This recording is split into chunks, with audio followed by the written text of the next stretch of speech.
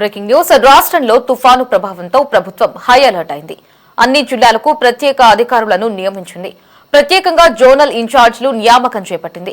ఈ సందర్భంగా అధికారులతో ముఖ్యమంత్రి చంద్రబాబు టెలికాన్ఫరెన్స్ నిర్వహించారు. పలు జిల్లాలకు 3 రోజులు సెలవులు ఇవ్వాలని ఆదేశించారు. ఇక తీవ్రత పెరిగితే రాష్ట్రం మొత్తం స్కూళ్లకు సెలవులు ప్రకటించాలని తెలిపారు. ఇక పౌర సరఫరాలు, ఆరోగ్య శాఖ అప్రమత్తమై కాకినాడలో తీరం దాటే అవకాశం ఉండడంతో ప్రత్యేక చర్యలు చేపట్టారు.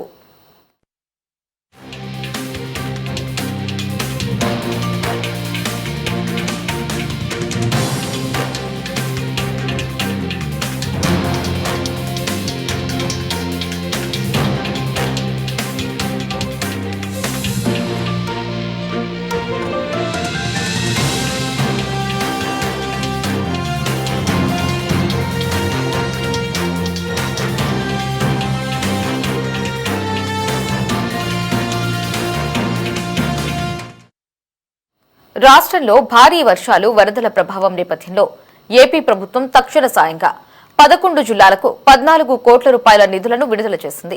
వరద ప్రభావిత ప్రాంతాలు, అధిక వర్షపాతం నమోదైన మండలాలలో ఆహారం, త్రాగునీరు, నిత్యావసర వస్తువులు, ఇతర అత్యవసర సదుపాయాల కోసం ఈ నిధులను వినియోగించాలని ప్రభుత్వం ఉత్తర్వుల్లో ఆదేశించింది.